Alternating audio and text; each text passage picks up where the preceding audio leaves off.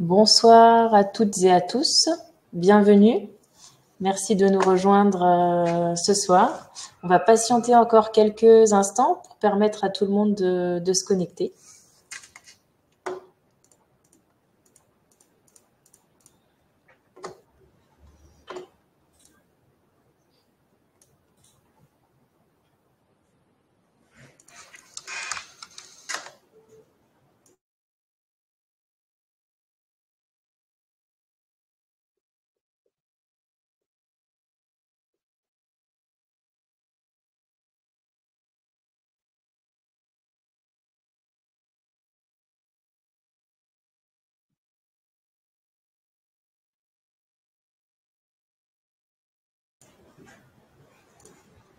Bonsoir, donc comme je disais, bienvenue et merci de nous rejoindre pour ce webinaire ce soir. On est ravis de vous retrouver.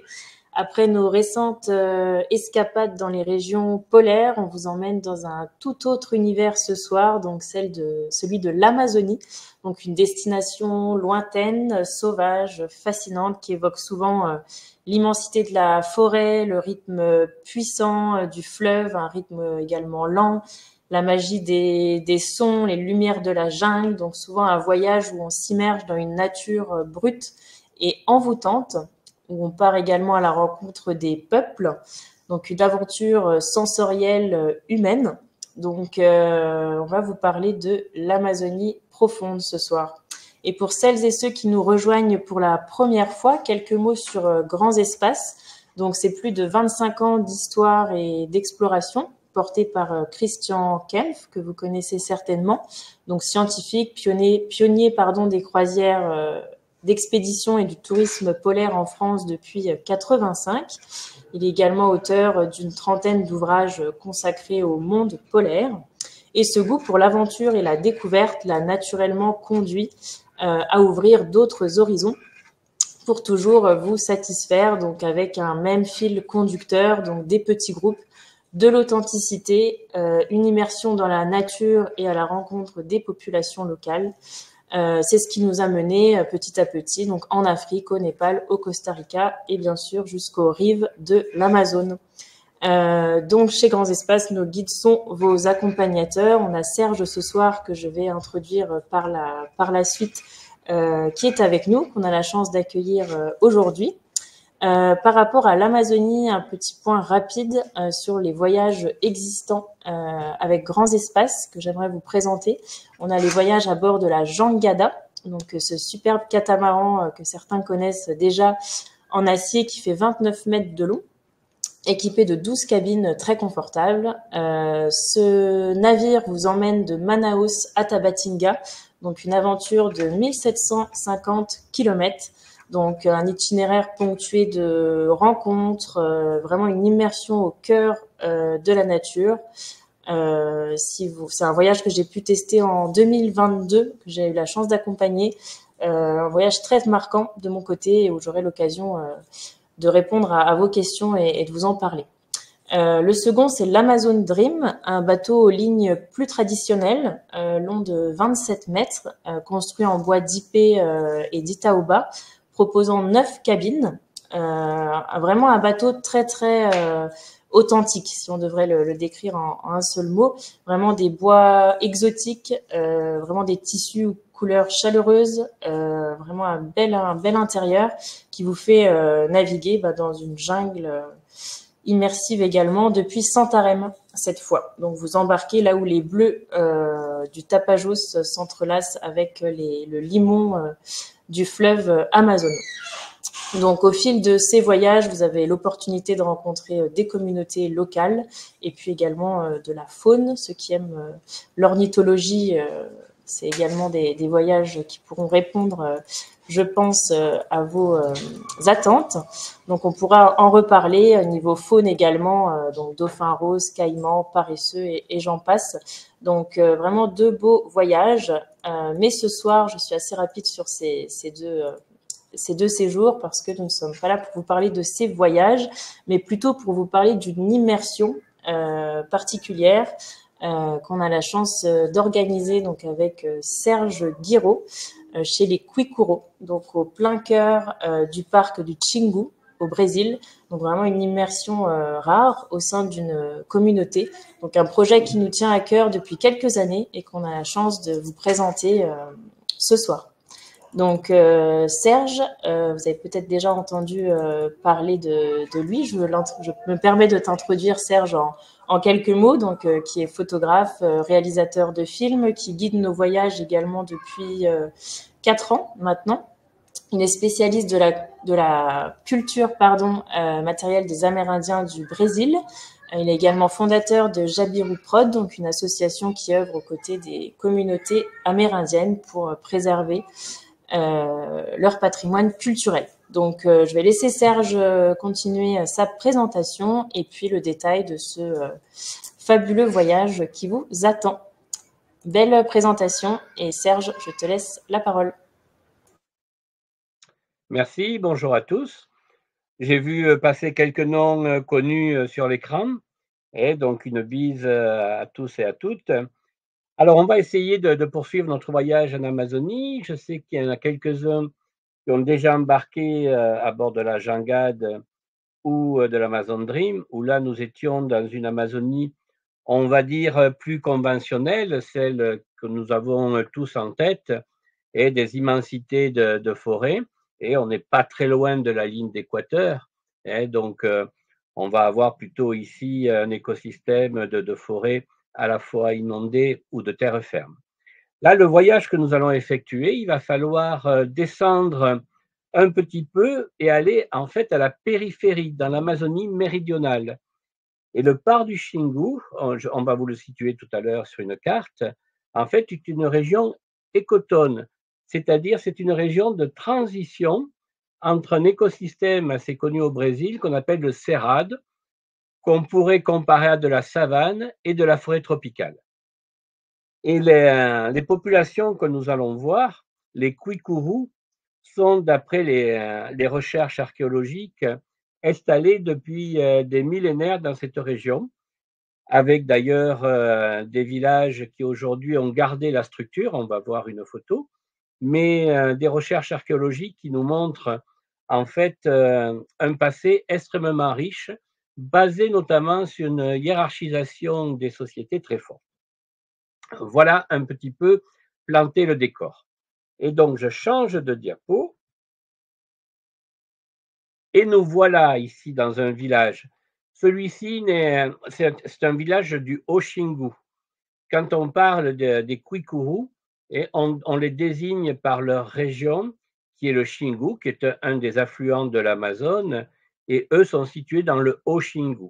Et dans cette région, il y a une dizaine de groupes qui, au fil du temps, ont réussi en fait à engendrer une culture sensiblement identique. Et en fait, il y a plusieurs groupes comme les Yawalapiti, les Kalapal, les Matipu, les Waura et les Kwikuru, mais je ne vais pas vous inonder avec tous ces noms. Et en fait, pour un œil non exercé, on aurait des difficultés à distinguer les uns des autres.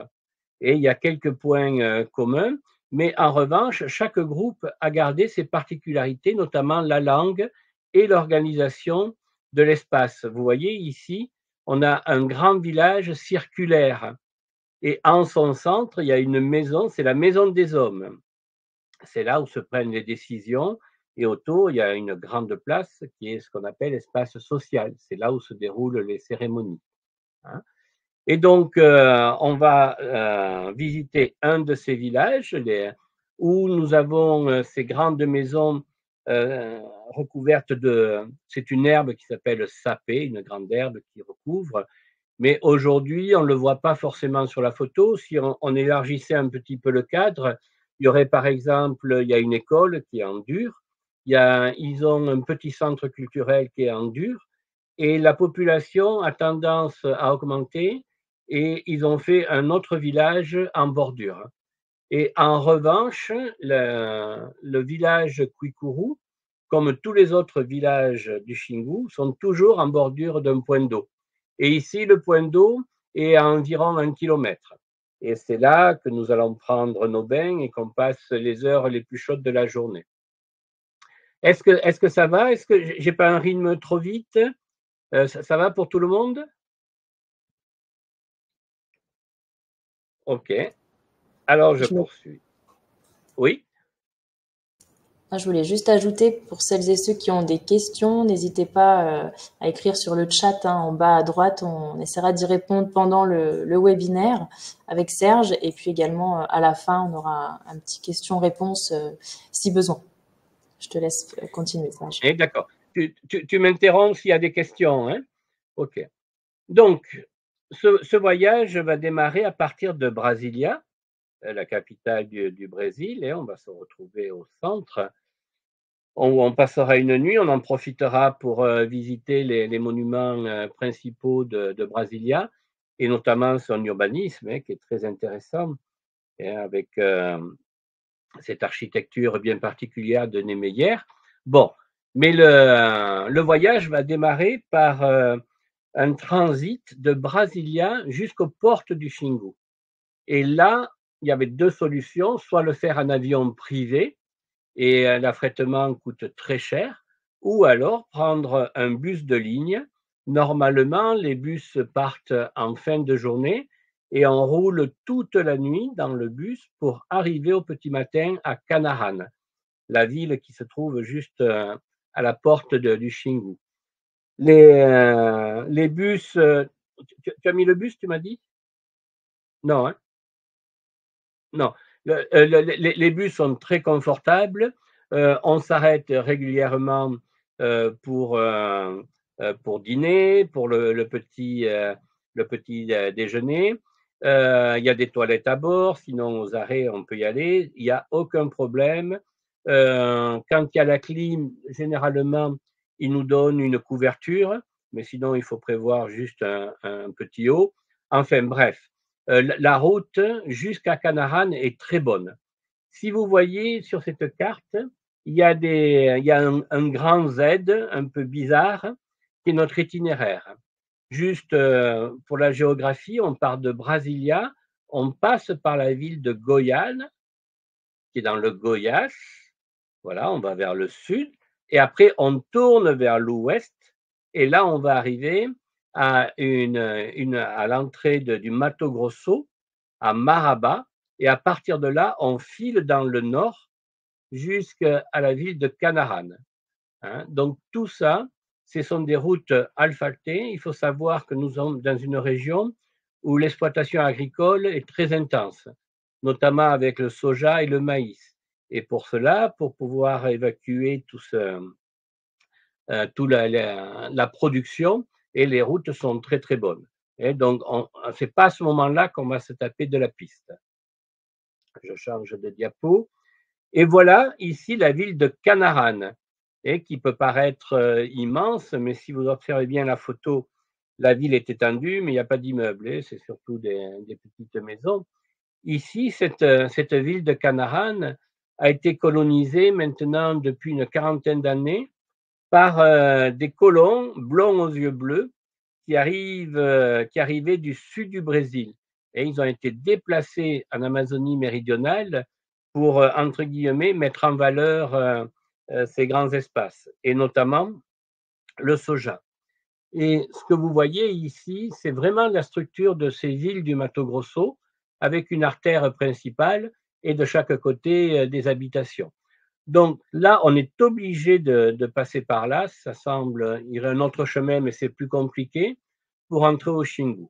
Et donc, ce qu'on propose, c'est après une nuit dans le bus et avant l'aventure dans le parc du Xingu, c'est passer une nuit ici en ville, à l'hôtel, et préparer notre expédition.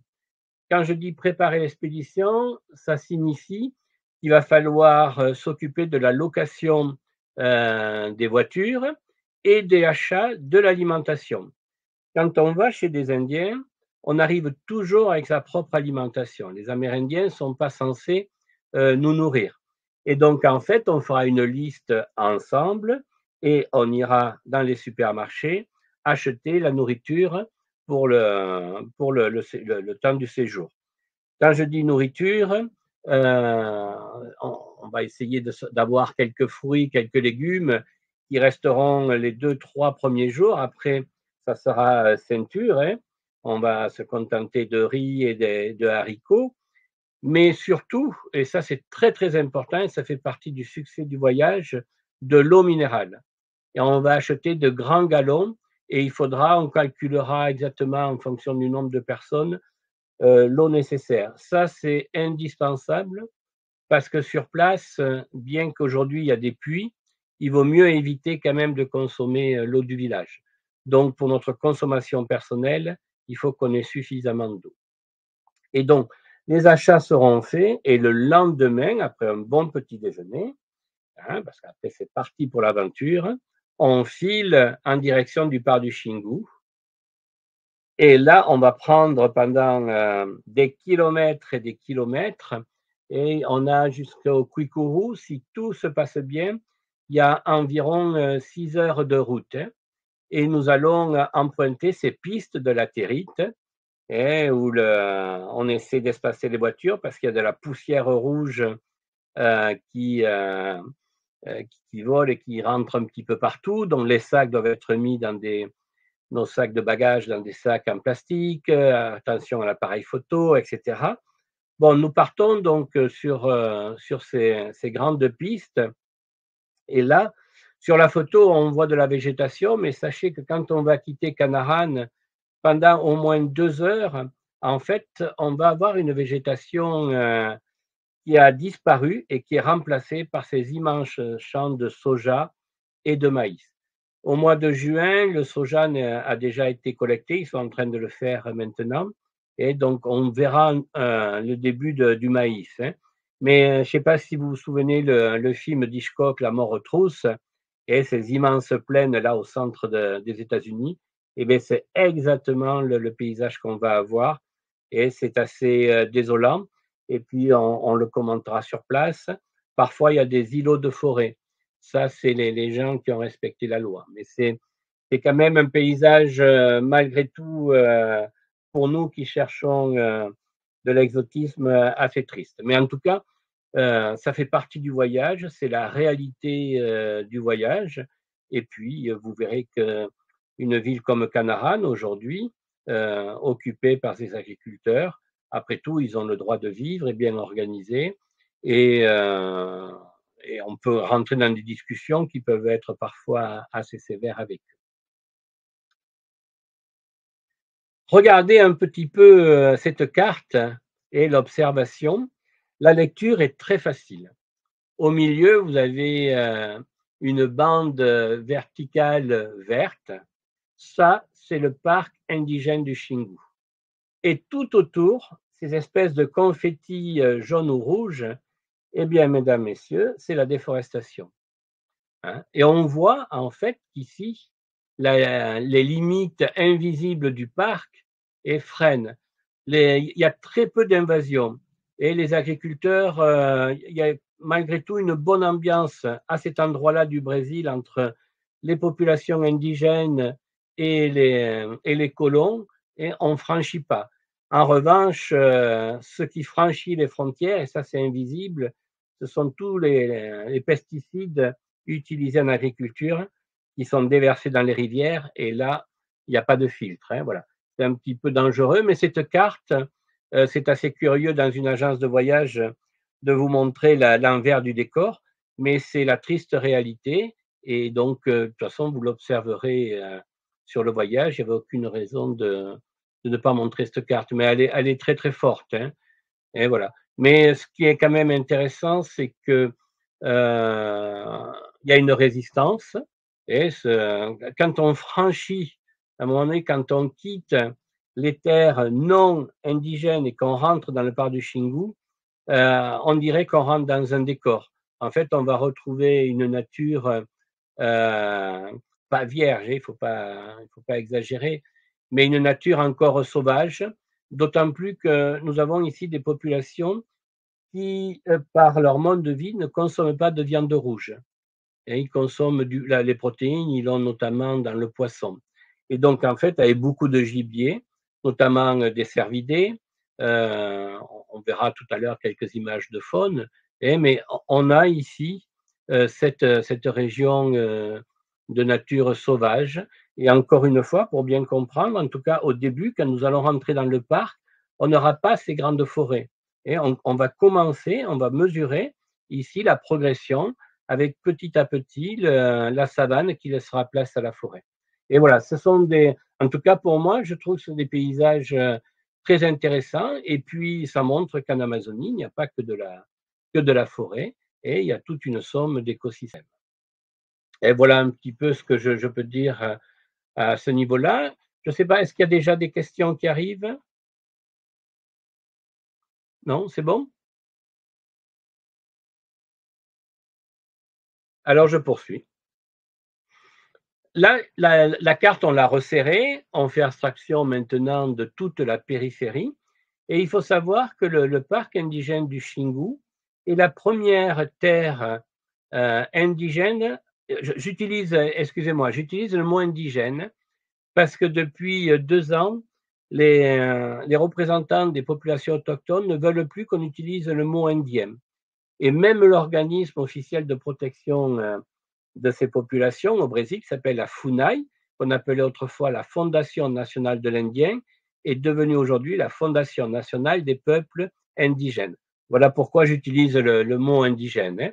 Et donc, ce parc a été créé en 1961. C'est la première terre consacrée aux indigènes à avoir été homologuée au Brésil. Et aujourd'hui, il y a en tout, si on regarde entre le bas et le haut Xingu ici, et pratiquement une vingtaine de groupes amérindiens qui ont localisé ces grands espaces. Et on a des colonnes vertébrales qui sont les fleuves, et notamment le fleuve Xingu, avec ses affluents. Et ça, c'est très, très important parce que ça permet à ces populations de pouvoir circuler assez facilement, bien qu'aujourd'hui des routes ont été ouvertes, c'est ce qu'on va prendre nous, et on peut arriver en véhicule, mais les routes humides et les rivières et les cours d'eau sont toujours utilisés. Et puis, comme je disais tout à l'heure, les produits halieutiques, la pêche, et sont quelque chose de très, très important dans le régime alimentaire et même mythique dans ces populations. Et donc, si on regarde la carte, les Kwikuru se situent au sud du parc. Je mets mes lunettes pour ne pas me tromper, et on ne voit pas mon doigt, mais au sud, il y a les Kwikuru. Sur cette carte, il n'y a qu'un village de marqué, mais sachez qu'aujourd'hui, il y a le grand village, là où nous serons, on va dire c'est la capitale des Kwikuru, si vous permettez, et il y a 2 autres petits villages. Hein. Mais ce sont des populations où l'effectif est extrêmement réduit. Hein. On arrive à peine à dépasser les 500 personnes. Hein. Et voilà. Et ce que vous pouvez voir, c'est autour tous les autres ethnies et qui sont en relation complète les uns avec les autres, que ce soit à la fois dans le change matériel ou même on arrive à avoir des mariages interethniques. Ce qui est d'ailleurs assez intéressant d'un point de vue ethnographique parce qu'une Kwikuru qui parle l'arawak peut se marier avec un Kamayura qui parle le tupi. Et l'enfant qui va naître va aller à l'école, évidemment, il parlera le portugais, et s'il se marie avec une autre personne d'un autre groupe, il peut parler une 4e langue. Et voilà. Et ça, en fait, ça fait partie de ces échanges permanents. J'avance un petit peu. Je reviens ici dans le village. Alors, là, celui-ci, ce n'est pas le village Kwikuru, c'est le village des Yawalapiti. C'est ici que j'ai passé le plus de temps. J'ai passé 1 année chez ces Indiens, hein, qui sont en relation étroite avec des autres groupes, comme je viens de dire, et notamment les Kwikuru, il y a beaucoup de liens de parenté entre les chefs Yawalapiti et Kwikuru. Mais je reviens une fois de plus sur l'organisation sociale.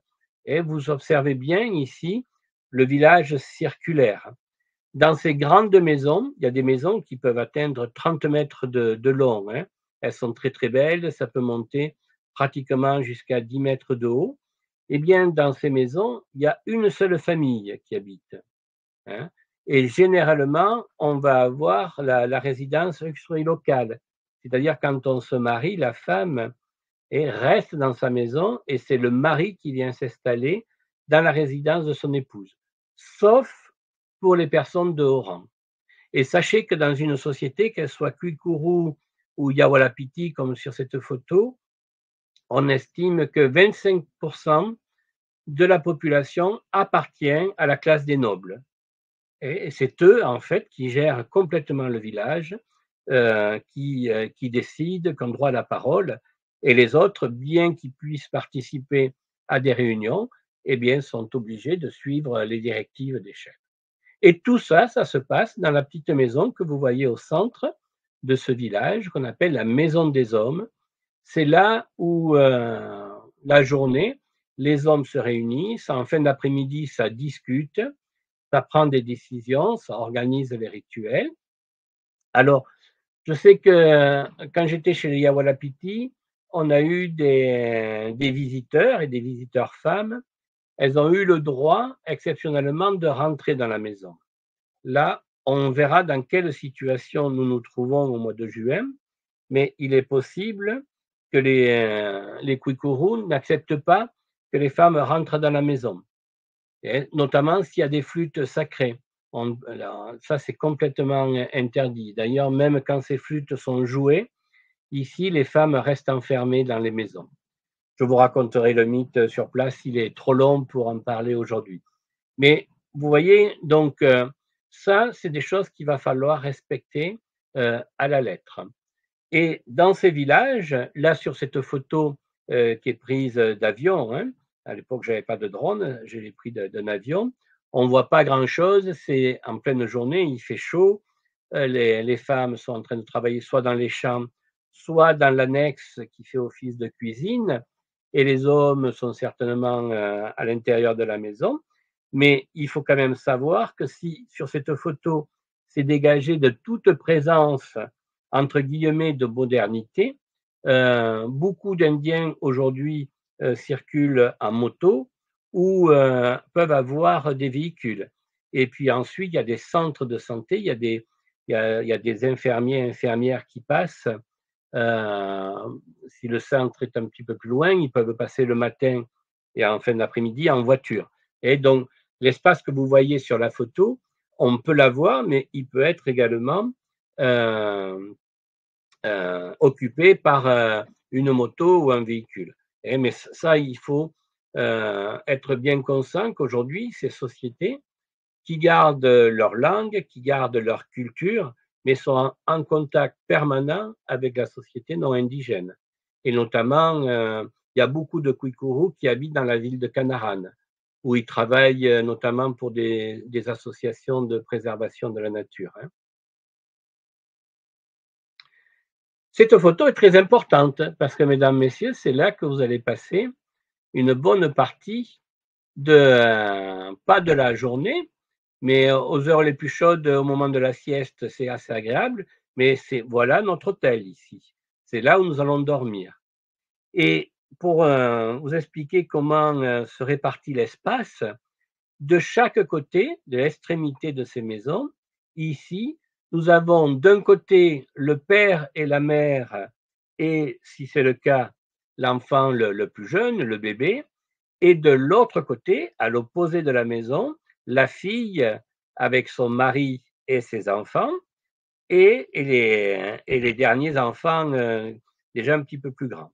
Et nous, les visiteurs, qu'on soit indigènes ou non indigènes, on dort toujours dans, vous voyez la petite porte, ici, dans l'espace central. C'est là que normalement, on suspendra nos hamacs. Et c'est là que nous allons dormir. Hein. C'est vraiment une très, très belle expérience. Hein. Moi, je vais chez eux depuis l'an 2000. Alors, la première fois, j'étais photographe à la Funai. Et donc, on était partis, on était nombreux. La sensation n'était pas la même. Mais après, des années plus tard, quand je me suis retrouvé seul, que vous suspendez votre hamac et qu'en fait, la seule lueur que vous avez, c'est le foyer qui est allumé en permanence, ça fait quand même une impression. On est dans un autre monde. Alors, il faut savoir qu'aujourd'hui, en 2025, on peut être logé dans une maison où le propriétaire a la télévision et veut assister au feuilleton brésilien, ou alors il y a la sélection ou le Flamengo, un club de foot qui joue, et il peut nous allumer la télé. Mais voilà, bon, mais ça on ne peut pas le contrôler, et ça fait partie aujourd'hui de ces technologies qui pénètrent dans les villages amérindiens, on ne peut rien faire. Mais en tout cas, on est quand même dans ces espaces-là, on va retrouver un monde qui est pour nous assez exotique et assez inconnu. Voilà comment s'organise l'intérieur. Donc là, nous avons, c'est pas des hamacs traditionnels, ça, c'est pas moi qui, oui, c'est moi qui ai pris cette photo, mais c'était pas dans ma maison, c'était dans une autre. Ça, ce sont des visiteurs. Les hamacs sont suspendus, vous voyez, comme ça. S'il y a des danses qui vont s'effectuer dans la maison, il faut les plier. La journée, on peut les plier. En tout cas, sachez que bien qu'on soit en Amazonie, et notamment fin juin, les nuits peuvent être fraîches. Donc, il faut prévoir au moins un pantalon de survêtement, une veste de survêtement et un duvet ou une couverture. Voilà, ça c'est vraiment indispensable, hein. Et voilà. Et donc là, on ne se mélange pas avec les membres de la famille. Vous avez bien compris qu'ils sont chacun à une extrémité et nous, on est au milieu. Normalement, on va essayer d'embaucher une cuisinière indigène, et on achètera du gaz et on aura une gazinière pour faire chauffer notre alimentation. Et ça se passera à l'intérieur, et la plupart des repas seront pris comme les locaux à l'intérieur de la maison, ou si on est invité, on peut participer à un banquet dans la maison des hommes ou juste à sa périphérie.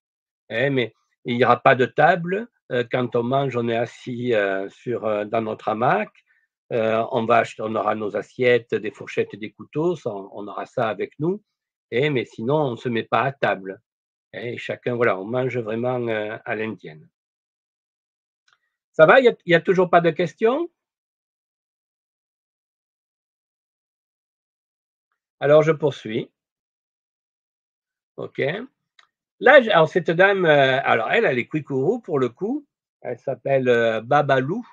Ça, c'est une photo que j'ai prise en 2010. J'imagine qu'aujourd'hui, enfin, je l'ai revue il y a 3 ans de ça. Elle a des gosses, donc elle a dû probablement changer de nom. Mais voilà ici un portrait typique d'une indienne du Oshingu, où là, elle est, bon, la photo est assez cadrée, mais là, elle était, en tout cas pour nous, toute nue. En fait, elle était habillée de ses ornements traditionnels, parce que cette photo a été prise au cours d'une cérémonie. Et vous pouvez voir qu'autour du cou, le grand chapelet, ça, ce sont des perles de verre. Si jamais vous voulez faire des cadeaux, si vous achetez des perles de verre, surtout ne les achetez pas chinoises. Vous allez vous prendre un coup de pied aux fesses. Ils veulent des perles tchèques. Voilà, bon, pour la petite histoire. Et le collier horizontal, celui-là, il est traditionnel. Tous les Indiens du Xingu, d'un bébé jusqu'au grand-père, ils portent tous ces colliers qui sont faits avec de la carapace de gastéropode. Ensuite, la peinture rouge, telle qu'elle est passée, ça c'est typique aux femmes, et juste sur le regard. Et sur les joues, elle a 2 tatouages qui représentent un oiseau. Mais ça, on est dans une situation extraordinaire, c'est comme ça qu'on dit en anthropologie, pour différencier l'ordinaire, où cette dame s'apprête à célébrer une cérémonie.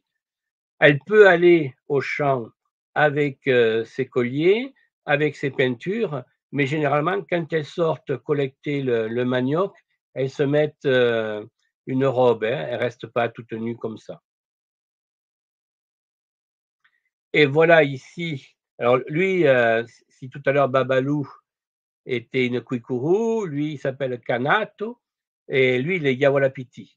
Mais voilà ici, pareil, on va dire, si vous permettez l'expression, le costume traditionnel d'un Indien du Xingu, et avec ses peintures à la fois sur les cheveux, le roucou, Là, il se dessine un poisson sur les yeux, du roucou et du noir et de l'huile sur le corps, et toujours les bras à hauteur des biceps ceinturés.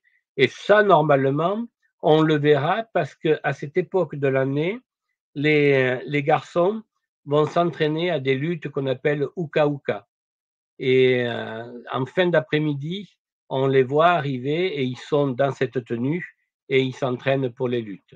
Et dans le cas de cette photo ici, elle a été prise à l'intérieur de la maison des hommes, où pour nos amis photographes, on a une lumière extraordinaire qui est tamisée, et vous voyez ici la photo qui n'est pas retouchée et ce qu'on peut arriver à faire. Hein. Mais vous voyez en deux photos un petit peu le costume, une fois de plus, j'utilise le mot de costume traditionnel entre l'homme et la femme du Xingu. Là, on revient à des scènes plus quotidiennes. Vous voyez, ça c'est une photo chez les Yawalapiti. Là, cette dame est avec sa robe, voilà, et elle est en train de préparer une galette de bijoux. Ça va faire partie de notre diète. Ça va rentrer dans l'alimentation. Et cette alimentation-là, ces galettes, ici, cette grande crêpe, on ne l'aura pas acheté au supermarché. Ça, ce sont les Indiens qui en permanence, consomment du manioc. Ici, on est dans une société, on pourrait presque l'appeler la civilisation du manioc, où la base de l'alimentation est basée à 80% sur le manioc. Hein. Donc, que ce soit ici en galette, quelle que soit la nourriture qu'on va manger, en fait, pour être simple et court, c'est le pain des Indiens du Xingu. Voilà.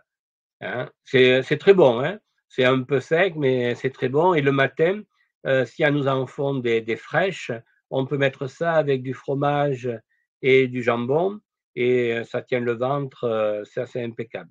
Mais voilà, ça, on est là vraiment. Ça, c'est quelque chose qu'on pourra partager, ça, ils nous le donnent, hein, avec les Amérindiens.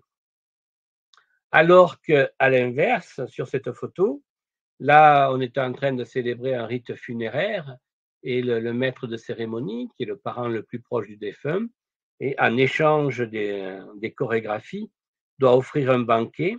Et là, vous avez toujours la galette de bijoux posée sur une natte et du poisson. Ça, pour les aventureux, vous pourrez essayer, mais c'est extrêmement pimenté. Hein. Alors, si on aura droit à du poisson, mais à moins qu'il y en a qui veulent vraiment l'essayer tel qu'il est sur la photo, mais normalement, ils vont essayer de nous le cuisiner beaucoup plus léger que ce qu'on a là. Ça, c'est très, très rude. Hein. Voilà, mais c'est intéressant en tout cas à observer quand il y a une distribution comme ça d'alimentation dans la maison des hommes. On ne distribue pas la nourriture au premier venu. Il y a un ordre. Et une fois de plus, on revient dans la hiérarchie sociale. Hein. Le premier qui va recevoir, il a un rang particulier, etc., etc. Alors, ce que disais à Justine, on a mis cette photo ici. Ça, c'est moi il y a quelques années, avec quelques kilos de moins. J'ai pas mis ça pour faire le malin, mais sachez que si jamais on a la chance de participer à une expédition de pêche, à une expédition de pêche rituelle, eh bien, il va falloir se recouvrir là, j'ai mis le visage, mais il y a tout le corps qui sera recouvert ici de noir, de charbon. En fait, nous sommes dans un monde où les esprits sont présents partout. Et avant une cérémonie de pêche comme ça, les chamans viennent au bord de la rivière, vont faire des prières et vont demander l'autorisation au maître du poisson l'autorisation de les prélever. Et le maître des poissons, par des signaux, vont répondre. Et à partir de là, on aura le droit de pêcher. Et ensuite, pour éviter les accidents, notamment les raies, eh bien, il faut se recouvrir le visage de noir. Voilà un petit peu pourquoi j'ai mis cette photo. Et quand on est dans une rivière comme ça, au Xingu, on va y passer du temps. C'est là où on se baignera. Les Indiens vont se baigner le matin à 5 heures. moi, ils m'attendent encore, hein. Je patiente un peu. Mais sachez qu'à 5 heures, l'eau est plus chaude que l'air. Et donc, ils y vont tout nus, ils se baignent et ils reviennent et après, ils y retourneront qu'un petit peu plus tard dans la matinée. Vous ferez ce que vous voulez. Moi, à 5 heures, vous risquez de m'attendre. Mais sinon, c'est un endroit où on passe quand même beaucoup de temps. C'est un endroit où on rencontre beaucoup de personnes et notamment les enfants, où on joue avec eux. En revanche, il faut faire très attention. Vous voyez sur cette photo, où le pêcheur d'ailleurs est recouvert en noir, il a ici un harpon et il essaie, c'est une pêche particulière, hein, ici, et il essaie de dégager le chemin en retirant les raies. Hein, voilà, il faut faire, il y a beaucoup de raies au Xingu. Hein. Voilà ici ce que peut rapporter une pêche. Une fois de plus, c'est une pêche rituelle, hein, ce qu'on appelle la pêche à la nivrée, l'empoisonnement des rivières, qui se fait juste en notre saison quand nous y sommes, mais à quelques occasions durant l'année, il ne faut pas épuiser les ressources. Hein. Mais vous voyez, ce n'est pas le poisson qui manque. Hein. Bien qu'aujourd'hui, ils se plaignent quand même de la diminution de ces poissons due à la construction du barrage de Bellomonte. Vous avez dû certainement en entendre parler, qui se trouve quand même à plus de 1000 km de là, mais qui a modifié un petit peu le cours du fleuve. Et d'après les témoignages des Indiens, vrai ou pas, en tout cas, il y aurait un peu moins de poissons au Xingu. Et ce que vous voyez dans la marmite en jaune, ça, bon appétit, c'est un fruit qui s'appelle le péki. On ne peut pas y mordre dedans. Si vous y mordez dedans, il y a des épines, au lieu d'être à l'extérieur, sont à l'intérieur. Et donc, il faut faire très, très attention. Et eux en font un jus, mais avec une odeur très, très, très forte. Et juste pour l'anecdote, il y a quelques années, on avait assisté à une manifestation. C'était à l'époque où je travaillais pour la FUNAI. Et il y avait une fille de la FUNAI qui connaissait un colonel de l'armée de l'air brésilienne qui avait demandé à ce qu'on vienne nous chercher un avion. Et le colonel a dit oui, à condition qu'on lui ramène des sacs entiers de piquis, ce qui a été fait. Et ils ont mis 1 semaine à retirer l'odeur.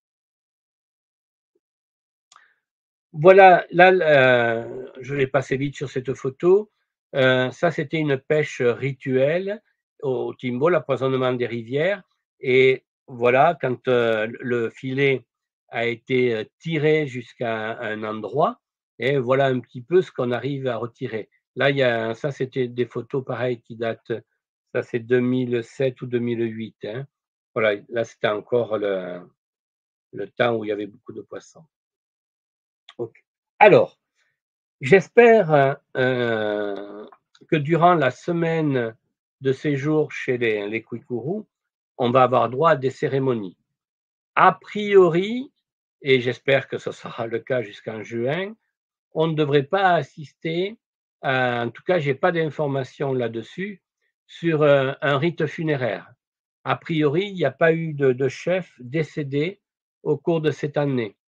La photo que vous avez ici, là, ils sont en train de jouer de grandes flûtes qui sortent, ces flûtes sortent au moment des rites funéraires. Et ça passe, ça circule toute la journée de maison en maison. En revanche, ce qu'ils peuvent faire, c'est un rituel qui s'appelle takwar, où là, au lieu d'avoir 2 musiciens comme ici, au lieu d'avoir une paire, et en l'occurrence, pour la petite histoire, il y a mâle et femelle ici, pour les flûtes, hein, c'est 2 hommes, mais il y a les flûtes, c'est mâle et femelle. Dans le cas du rituel takwar, là, il y a 5 flûtes, et c'est une famille, le père, la mère, les enfants et les grands-parents. Et ça, ils ont le droit de sortir ces flûtes quand ils veulent. Il n'y a pas de date ou d'événement particulier pour sortir les flûtes. Ça, s'ils veulent bien, ils peuvent nous faire une démonstration de flûte takwar. Voilà. En revanche, des rituels comme celui-ci, ça, c'est un événement qui s'appelle le Yamorikuma. C'est quelque chose qui est assez particulier. Là, on est vraiment chez les Kwikuru, où pendant 1 mois, 2 mois, voire plus, les femmes vont prendre le pouvoir aux hommes. parce que le mythe dit qu'autrefois, c'était les femmes qui avaient le pouvoir, et elles ont fait une faute, et ça leur a été retiré. Aujourd'hui, c'est les hommes. Bon, bref. Et elles veulent remettre en scène ce mythe, et là, ça, c'est quelque chose qui est quand même assez extraordinaire, parce que durant des heures et des heures et des heures, comme on voit sur la photo, elles ont le droit d'utiliser des ornements masculins, d'habitude elles ne peuvent pas, et elles vont entonner des mélopées d'amour qui durent, comme je dis, des heures et des heures. Voilà. Ça, c'est possible qu'on le voit. Sur cette photo, la jeune fille que vous avez ici, c'est une fille pubère. Dans le Haut-Xingu, comme presque partout en Amazonie, au moment de l'apparition des premières règles, les filles doivent respecter une réclusion. Et généralement, la réclusion ne dépasse pas une semaine, voire un mois. Dans le Haut-Xingu, en fonction du rang social de la jeune fille, notamment si elle appartient à la haute société, la jeune fille peut rester enfermée 3 ans. Donc, certainement, au moment où je vous parle et quand on y sera, il y aura des jeunes filles qui seront en réclusion. On verra chez qui elles sont, dans les familles, on verra s'ils veulent bien nous autoriser à la voir. Normalement, c'est interdit pour les autres indigènes. C'est que sa mère, ses grands-mères, ses tantes qui viennent parfaire son éducation. Mais s'il y a une cérémonie, la jeune fille est préparée et elle sort. Et pendant 2-3 heures, elle défile, elle danse avec les autres villages invités. Et c'est l'une des rares moments où elle peut sortir.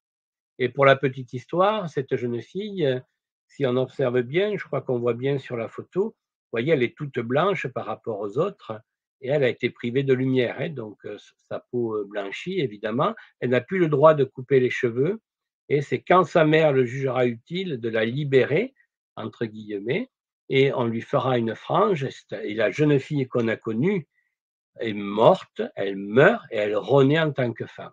Voilà. Donc ça, c'est des scènes qu'on risque de rencontrer. En tout cas, ça serait vraiment un drôle de hasard qu'il n'y ait pas au moins une jeune fille en réclusion au moment où nous passerons chez eux. Voilà, pardon, hein, je ne vais pas faire toute une succession, mais pour vous montrer un petit peu la diversité des cérémonies. Ça, c'est un autre rite, je vais passer très vite pour laisser le temps. Je vais mettre les lunettes pour voir quelle heure il est, qui est plutôt un hommage aux poissons. Oui, il faut que j'accélère un petit peu. Je vais accélérer un petit peu. Ça, c'est une autre photo. Là, c'est une cérémonie qui s'appelle la danse du perroquet. Et vous voyez toute la diversité qu'on peut avoir. Là, c'est encore une autre danse qui a lieu au moment des rites funéraires. Alors, là, je vais prendre quand même une minute pour expliquer, parce que ça, on est vraiment au cœur de la société Xinguano. Pour les gens qui m'ont déjà écouté en conférence, vous le savez, aujourd'hui, dans ces sociétés, et puis si vous êtes auditeur de France Inter, il y a Philippe Descola qui passe souvent et qui vous parle de nature et culture, et qui lui dit que dans ces sociétés autochtones, il n'y a pas de distinction en fait entre humain et non humain. Eh bien, au Xingu, on est vraiment dans des cas précis. Là, sur cette photo, vous avez affaire à un chaman. Lui, c'est un chaman Menako, un voisin des Kwikuru, et vous le voyez tirer sur son cigare. Au cours de la semaine où nous allons passer, je vous parie qu'il y aura au moins 2 à 3 cures chamaniques au cours de notre séjour. Ils sont en permanence en train de solliciter les chamans. Et généralement, sauf si c'est dans une famille où on n'a pas trop d'affinité, mais généralement, ils nous laissent assister. Et il ne faut pas penser que ce sont des cérémonies solennelles. Là, si j'écartais, si je prends la photo au grand angle, vous verriez l'animation qu'il y avait autour sans se préoccuper du chaman et de son patient. Hein. Donc, mais ce sont des scènes qui sont extrêmement spectaculaires à voir. Et là, pour être court, Là, il tire sur son cigare et dans quelques minutes, il va rentrer en transe et ça va durer 15 à 20 minutes, cette transe, et il est en train de consulter des esprits et quand il revient, il est capable normalement de dire quelle est la cause du mal et de trouver le fétiche qui a été placé dans la maison ou autour et parfois même à 1 kilomètre de là et pour essayer de soigner. Et puis sachez que si jamais vous voulez que le chaman se penche à votre chevet, il peut le faire. Il faudra bien croire à ses pouvoirs, mais dites-vous que ça ne sera pas gratuit, hein. Et les honoraires de chaman sont très chers et ils ne prennent pas les cartes vitales. J'ai pas sauté de photo. Non. Voilà, puis pour terminer, je vous ai parlé en préambule de nature sauvage. Ben, qui dit nature sauvage dit la faune. Et rappelez-vous tout à l'heure, quand je vous dis qu'on a affaire à des personnes qui ne chassent pas, et donc des oiseaux, ça on va en voir, mais quand on va se promener, quand on partira à la pêche avec eux, etc., le long des berges, on risque de voir des caïmans comme ici, des capybaras, le plus grand rongeur du monde, et ça c'est quand même très difficile à observer, mais c'est arrivé. Moi, je l'ai une fois sur la route entre Canaran et le parc, on a observé un jaguar. J'étais avec les Indiens, on n'était pas d'accord à savoir s'il était tacheté ou noir, mais en tout cas, on l'a vu. Et sinon, cette photo et la prochaine, voyons si elle y est, oui, ça, c'est des photos qui ont été prises dans le Pantanal et qui est également un voyage que Grand Espace propose et pendant une semaine où on va essayer d'observer la faune et notamment aller le plus loin possible dans le Pantanal, là où la chance d'observer ce félin sont les plus grandes. Et normalement, avec une semaine sur place, et à l'époque où nous allons, ça serait difficile de ne pas pouvoir l'observer. Voilà, ça c'est le hyacinthe qui est également au Xingu, mais qui est assez rare, qui est plus facile à observer dans le Pantanal. Et je crois que j'ai fini mon exposé.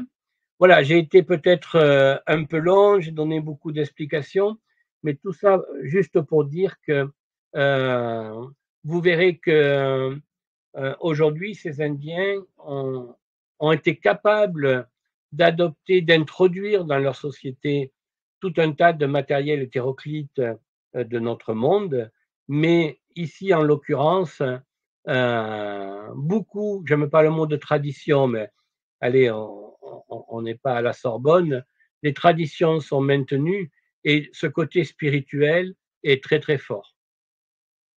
Voilà, merci de m'avoir écouté, j'ai été un peu long, je suis désolé. Merci beaucoup Serge. J'en profite pour poser une question que j'ai eue il y a quelques semaines, Serge, et qui peut intéresser tout le monde par rapport aux photos. Est-ce qu'elles sont autorisées et également par rapport aux échanges que nous pourrons avoir avec la communauté? Est-ce qu'on a un seul référent?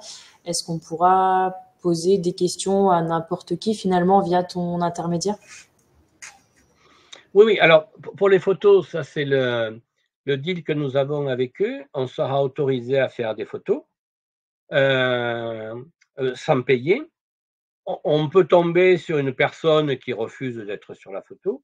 Bon, ça c'est comme ça, mais dans l'ensemble, on pourra faire les photos que l'on souhaite. Et vous verrez que je serai le premier. Je ne vais pas me gêner pour faire des photos.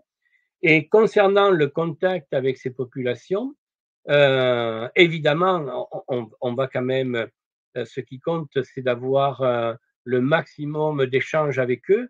Alors, effectivement, il y a la langue, je serai là pour traduire, mais on a affaire quand même à un groupe d'Amérindiens qui me connaît, moins que les Yawalapiti, mais ils me connaissent. Notre interlocuteur qui s'appelle Yanama, qui m'a d'ailleurs envoyé un message cette semaine pour savoir où nous en étions. Lui, il était marié avec une Yawalapiti et quand j'ai commencé à faire un projet de réappropriation du patrimoine culturel par la vidéo, c'était le cadreur de la mission, donc on a une certaine complicité. Et puis, pour vous dire, dans le Xingu, ici, on a des sociétés, sont pas forcément des guerriers comme les Kayapos.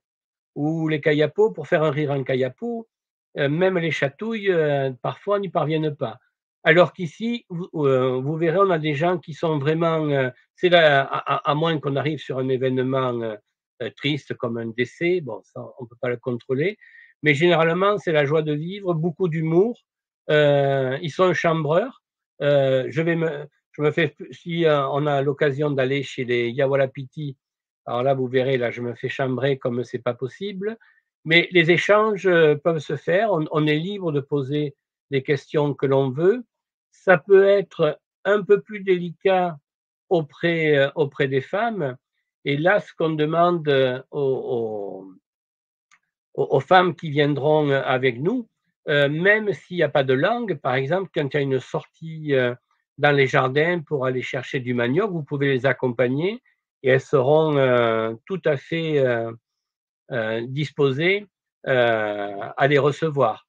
En revanche, par exemple, on veut faire l'interview d'une femme, ça peut être, avec la caméra devant, ça peut être un peu plus compliqué.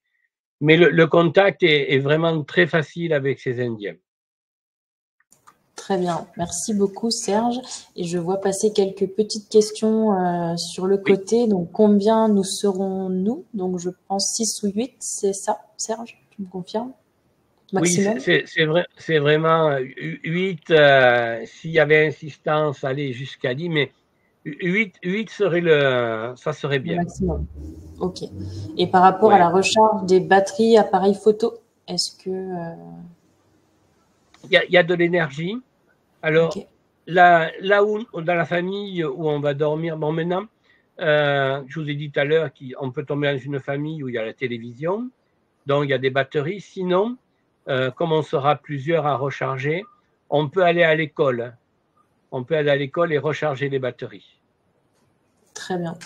Merci beaucoup pour ces précisions. Et puis, par rapport à combien de temps passons-nous en bateau, je confirme que c'est un séjour donc à terre, hein, comme on l'a évoqué, donc avec une partie en bus pour rejoindre la communauté, et ensuite retour également de la même manière. Ensuite, on a une question, est-ce que les femmes doivent rester uniquement avec les femmes? Tu as un peu répondu Non, tout à non, l'heure, non, mais si non. tu veux compléter. Oui, oui. Nous sommes tiens, là, c'est 18 heures. Là, au Xingu, le soleil va bientôt se coucher, hein. Mais c'est 18 heures. On est devant la maison des hommes en train de discuter. Les femmes peuvent participer à la discussion, peuvent venir. Il se passe un événement à l'intérieur, à condition qu'il n'y ait pas les flûtes sacrées qu'on appelle jacouille, et à condition que le chef, qui s'appelle Afukaka, le chef des Kwikuru, donne l'autorisation, la femme peut venir. Mais généralement, ils n'aiment pas trop que les femmes rentrent dans... Mais mis à part ça, elles vont faire les mêmes choses que nous. Si un jour, il y a un bateau qui nous invite à partir sur un cours d'eau pour une partie de pêche, les femmes peuvent venir avec nous. Mais une fois de plus, essayons de jouer le jeu. Par exemple, ne serait-ce que pour l'expérience personnelle, accompagner une femme avec ses filles dans les champs pour collecter du manioc, si elles sont entre elles, ça peut être sympa, ça peut être une expérience qui est intéressante. Et pareil pour nous les hommes, si à un moment donné, il faut aller chercher du bois ou je sais trop où, ne serait-ce qu'une autre partie de pêche entre hommes, c'est bien aussi. Bon, ils vont pas se gêner parce qu'ils vont pas se gêner ni de parler ni de faire des choses, parce qu'avec nous, les femmes du voyage seront dans le bateau. Mais des fois, c'est bien de se couper et que chacun ait son activité. Si vous voulez apprendre à faire du bijou, vous pouvez le faire, hein. Bon, nous, ça serait bizarre qu'un de nous demande à faire du bijou.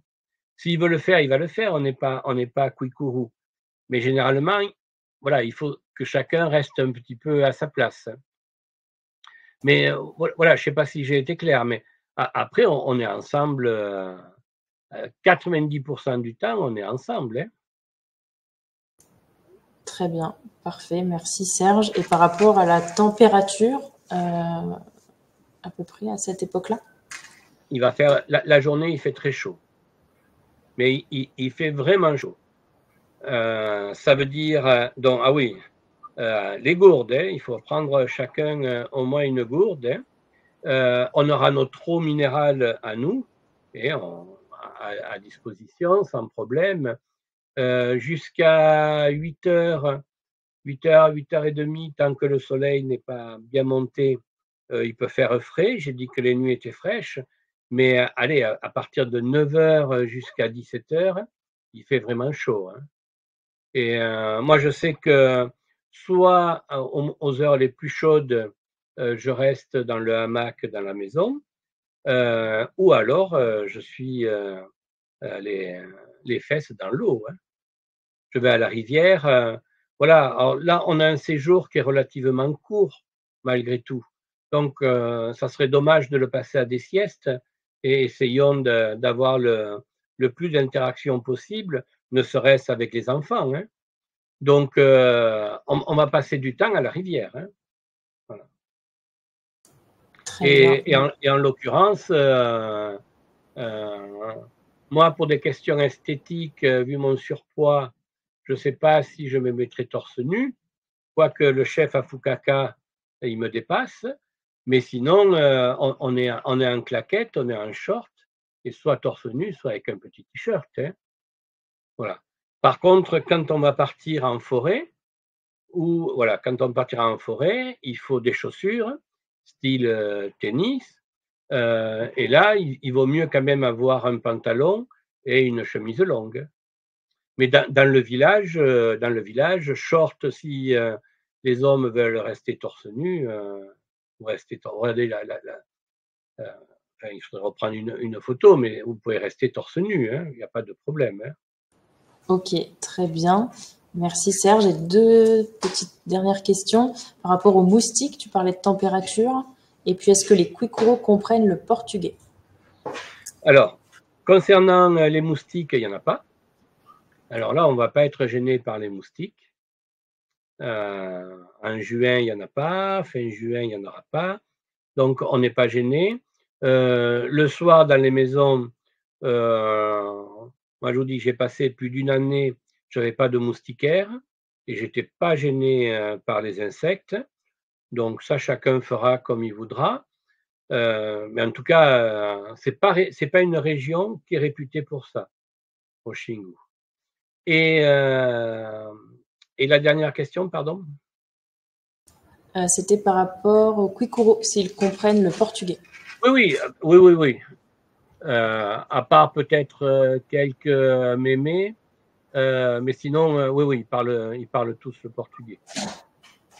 Mais ils parlent, j'ai dit l'Arawak, ils parlent le Caribe. Les Kwikuru parlent le Caribe. Et ils parlent tous la langue. Voilà. Mais on peut, s'il y a des personnes qui parlent le portugais, il n'y a aucun problème. C'est un groupe. Oui. Pardon. Non, je voulais simplement te demander quand c'était la dernière fois que tu les as visités, par curiosité, pour que. Les Kwikuru ou le Xingu? Les Kwikuru. Les Kwikuru, la dernière fois que je les ai visités, c'était ça remonte. Non, la dernière fois que je les ai rencontrés, c'est pas si vieux que ça. C'était il y a 3 ans pour un Kwaroup. Et là, ils étaient là. Chez eux, j'y étais, ça devait être en 2015 chez eux. Voilà. Et il y a une des photos.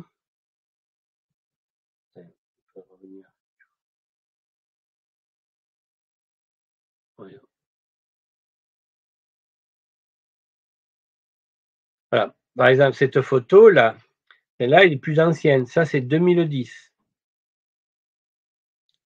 Voilà. Mais l'autre, où je vous ai dit, c'est la danse du perroquet.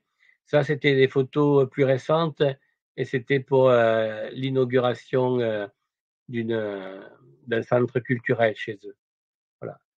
Sachez que ces Indiens, par rapport à d'autres Indiens du Xingu, sont relativement bien organisés et ils sont suivis par un anthropologue. En France, à part dans le milieu, il est très connu, Carlos Fausto, et son ex-femme à ce monsieur, Bruno Franquette, qui est une linguiste. Et en fait, ces deux anthropologues les accompagnent depuis des années, et que ce soit dans la structuration des archives, puisque maintenant on utilise la photo, la vidéo, dans l'écrit, dans la réalisation de films qu'ils font eux-mêmes. Ils ont une certaine réputation, et notamment un qui a une réputation, écoutez bien, mondiale, qui est invité dans beaucoup de festivals de par le monde pour présenter les films, qui réalisent eux-mêmes.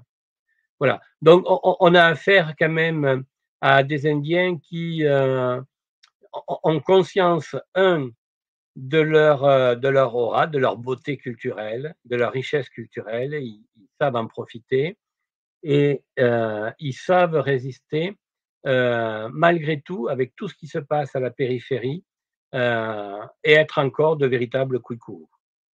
Voilà. Voilà, ça, on ne le mettrait pas dans un rapport ethnographique parce que ça ne veut rien dire, mais pour avoir l'image, voilà. Normalement, vous voyez, on ne vous a rien caché dans le commentaire.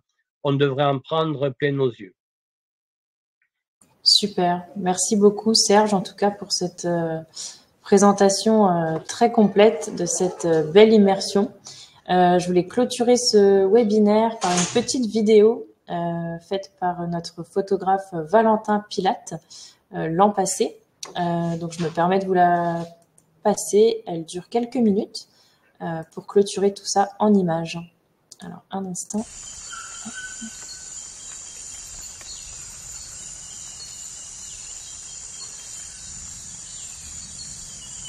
Vidéo réalisée à bord de la jungle.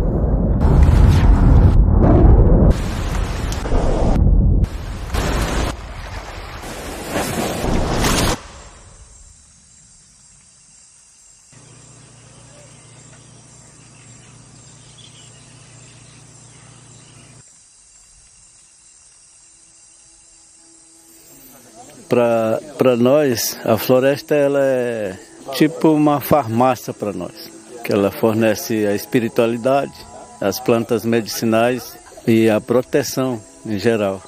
Porque para nós, cada árvore, cada qualidade de árvore tem um espírito.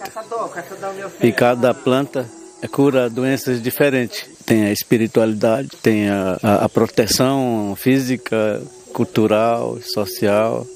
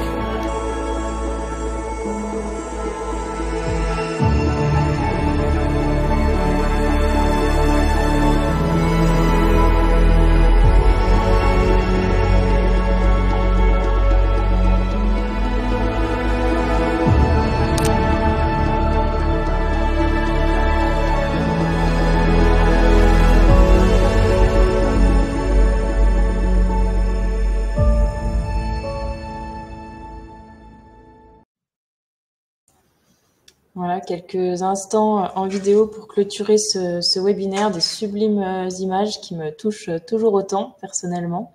J'en profite, j'ai vu sur le chat Jacques qui nous disait des têtes connues.